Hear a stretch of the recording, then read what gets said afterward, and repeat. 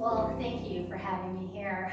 I am deeply honored to be able to come and speak with you and sing with you and ground and connect back into that place of peace and compassion and love and trust. And so many of the threads already this morning have kind of given me goosebumps, because even the last song about we are called, it's like I've been called to share this story. And honestly, I've never really had the opportunity to really share it. And so that is profoundly meaningful for me, to have this opportunity to share my story about compassion and how I know at the deepest level of my heart and the deepest level of my soul that compassion is a spiritual gift. It is a seed that is implanted. It is planted in each of us by something much bigger than ourselves. And why I believe that experiencing compassion for ourselves and sharing it with others is one of the most courageous things we could ever do. So my journey to compassion, and I just want to say that I have always been, from the time I was little, a real little intellect. And my journey has really been about, a lot of it, at least the first part, was really about the intellect. So I have always been a thinker. I mean, if you look at my bookshelf, you'll go, okay, she's an intellect and she loves to read and she loves to learn, and I absorb everything. And yet my experience from compassion was implanted in me at a place that was not my intellect. And it was a place, it was triggered in me when I was 5 years old. And it wasn't until I was actually 50 that my intellect was able to catch up with something that was triggered in me when I was a little girl. So when I was young, I was a very shy little girl, and my family would move around from place to place, and I was the middle of 3 sisters.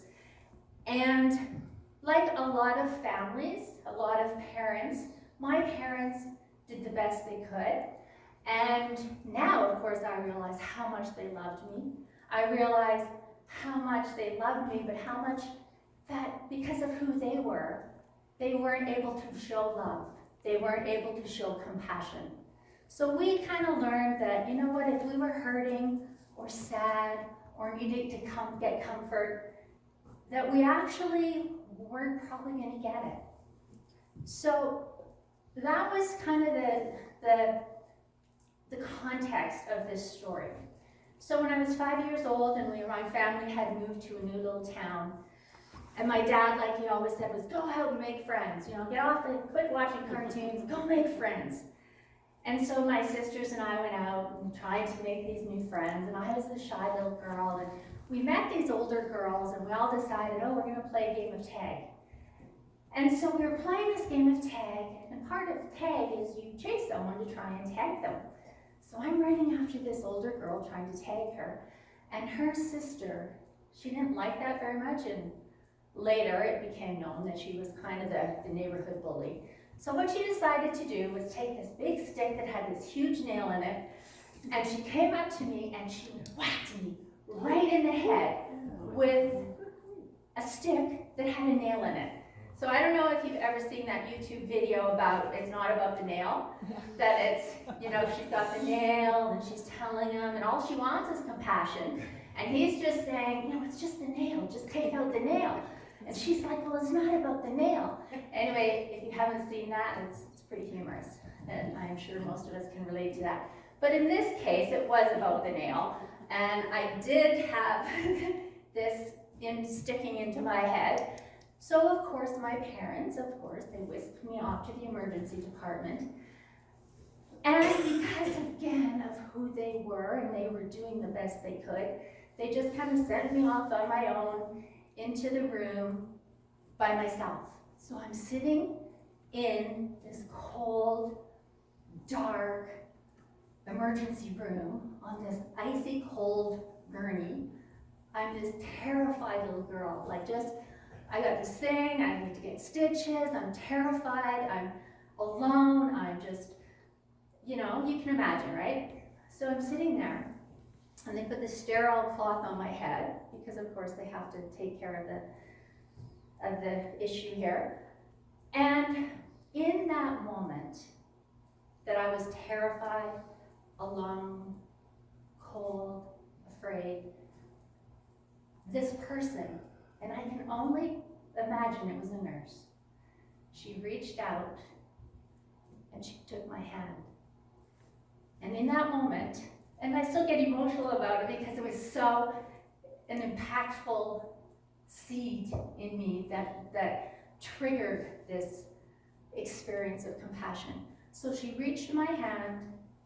She didn't say a whole lot, but she just reached and she touched my hand and she rubbed my arm and she said, you're not alone and you're going to be okay and I'm not going to leave you. I never saw that nurse. I never saw her face. For all I know, it was an angel. I don't know. But all I know in that moment, that seed of compassion in me sprouted. I had the seed, that one moment of kindness, of love at a time of suffering changed my entire life. And if there's one thing that I would want you to leave from this talk today is she'll never know the ripple that had. She's never going to know how it affected my life. And yet she did. And so if there's one thing, like I say, that I would want you to take from this talk is that ripple of kindness, which was a hand in a time of need and suffering and feeling alone, is powerfully healing. And it's a ripple, and I brought this little stone, and it's kind of, I have wisdom on it, because to me it's like the spiritual wisdom of just knowing that our job is to drop the pebble, is to drop that one pebble, that one act of kindness, that one act of love, and then let go of having to know how that all turns out. We don't know. She'll never know. Our job is to drop the pebble, and we keep dropping that pebble. And how that pebble rippled in my life was fast forward, you know, we're all into high school years, and we're all trying to frantically decide about what we're going to be when we grew up. And I knew inside my soul that I had to be a nurse.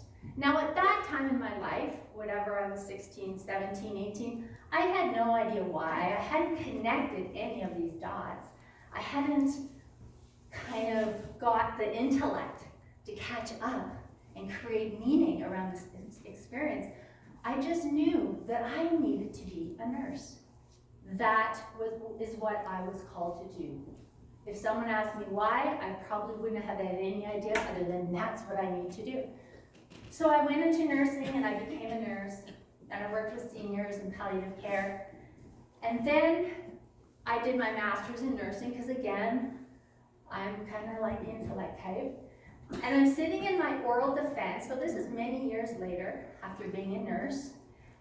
And many years later, as I'm sitting in my oral defense with all intellectual stuff, right? You know, it's very intellectual. But I had one person on my panel that he had the intellect, but he also had the wisdom.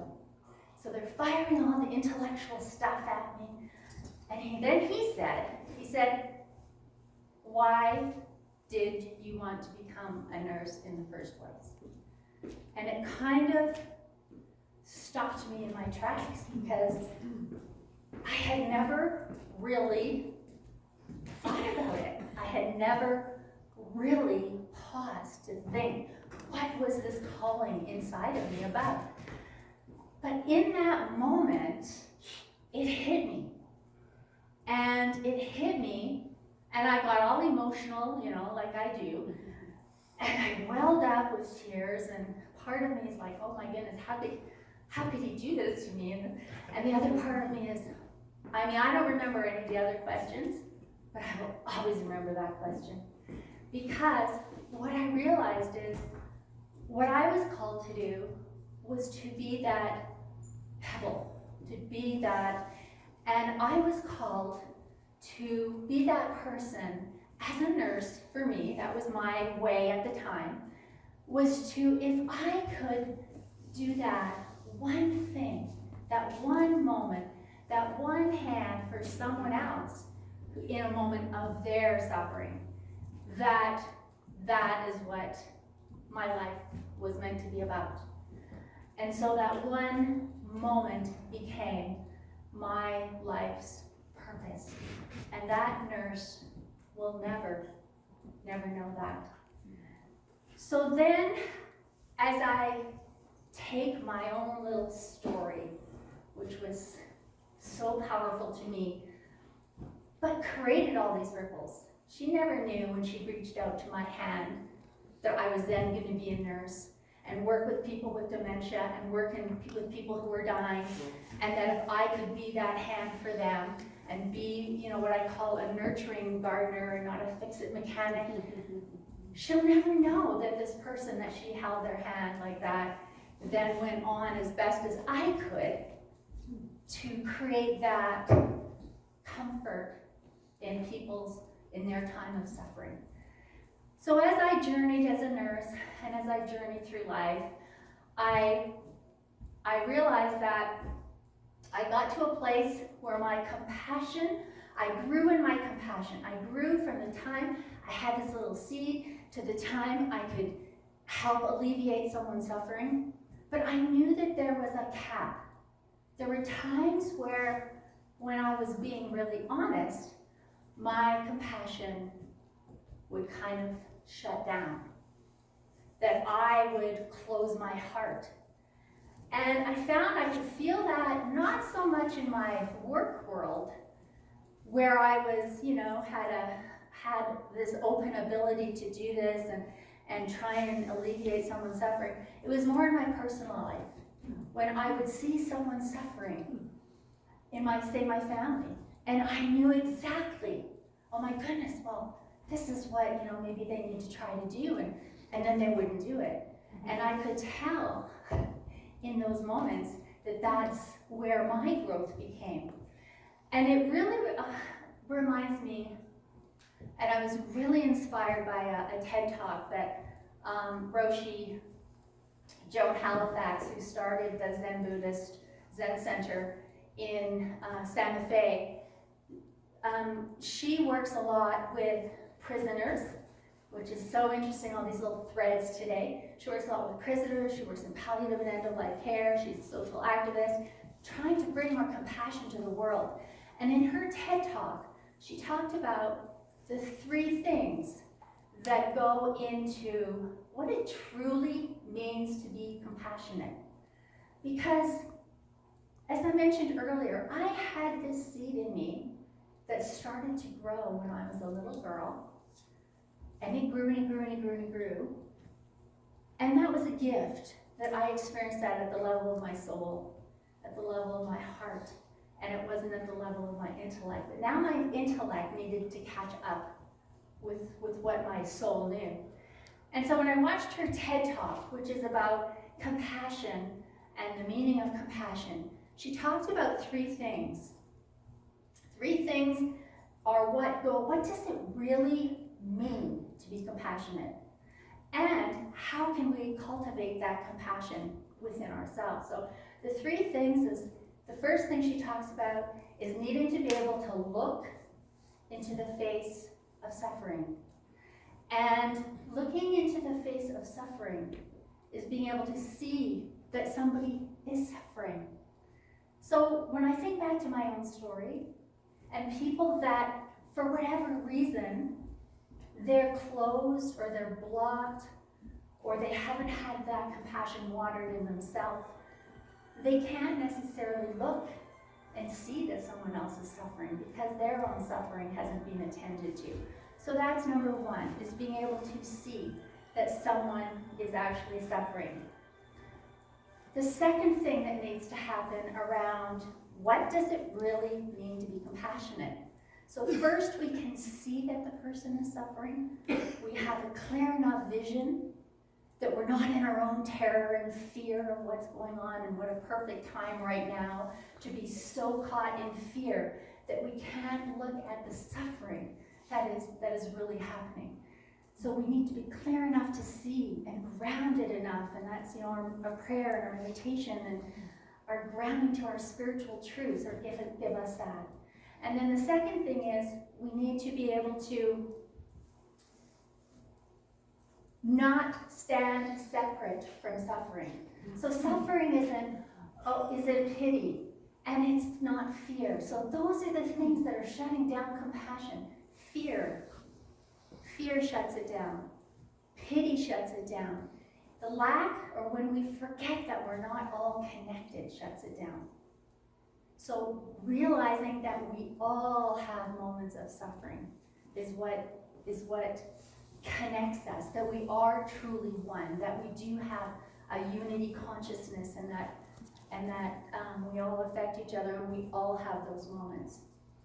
And then the third part, which kind of separates it from empathy, is our inner call to alleviate suffering in some way. And you can tell from my story, that was one hand. That was a hand that reached out at the right time. They don't have to be these huge things. But the third thing is that our desire in some way to see the suffering, to not stand separate from it, and then in some way try and alleviate it.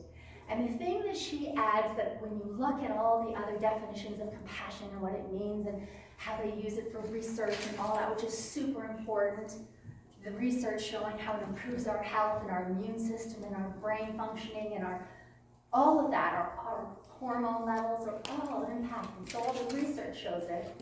But the part that she stresses that sometimes we forget, which is when we reach out to help, we need to let go of the outcome. And that for me, so that's this pebble thing. Letting go of whatever the outcome is. Letting go of, I just see that, oh my goodness, all I need to do is try this and they're going to feel so much better. And then that's where our frustration comes in. And those things, that fear, shuts down our ability to be compassionate. So if there were, now I'll say maybe two things to take away from today would be, number one, our job is to drop the pebble.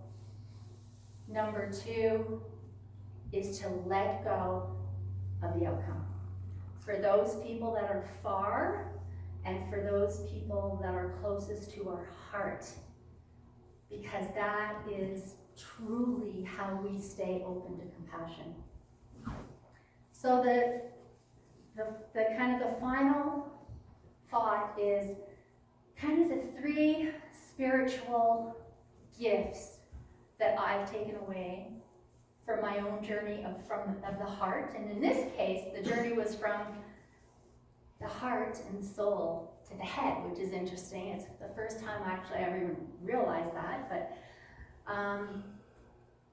there's three things that this journey from my heart and my soul to understanding and creating meaning around it, because that's important too as human beings, is that the three things is that compassion is a seed that is in every soul, in every human being, as part of our spiritual DNA. And I just know, I don't know, but my little crystal ball is like this movie, this documentary about inner peace. And what Joan Halifax talks about the fact that in her work with prison inmates, people on death row, what she found in them, and this just gives me goosebumps, is they had the seed of compassion, because we all do. It had never been watered. They had never received, that had never been watered in them. So this is a seed that is in all of us. It's part of our spiritual DNA. We need to water it in others, and we need to water it in ourselves.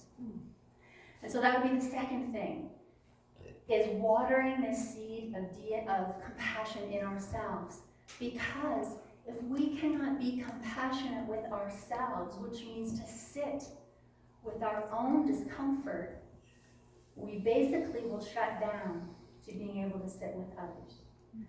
So Kristen Neff's work around self-compassion is really helpful, and she has a self-compassion quiz on her website, and it's called Self-Compassion Quiz.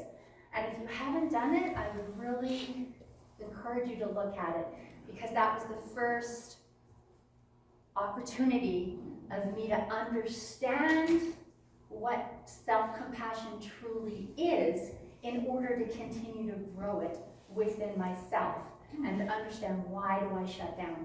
Why does my heart close? So her work is really super helpful, and I would really recommend that self-compassion quiz. And then the last thing would be to say, from the ultimate spiritual traditions and the thread that goes through them all, is that when we say, what is the purpose of this suffering? And what is the purpose of the suffering right now in this world and in our own lives and in the world and what's going on? And so many of the spiritual traditions are like, the purpose of the suffering is to awaken us to awaken our compassion, is to grow our seed of compassion for ourselves and for others in this world. So we're gonna keep, it's like, I have needed to have suffering in my own life. I've needed to have people close down to me because of their frustration with me, for me to experience that. How does that feel? And I need to be different. I need to grow spiritually so that I don't shut down. So the whole purpose at a time like right now is to grow our seed and our plant of compassion. And it's so, intertwined with all the message that has come this morning. So again, just in closing, as the Dalai Lama says, that compassion and love are not a luxury, they are a necessity. And we need compassion towards ourselves and other human beings, and able to fully grow into the spiritual expression of who we're meant to become.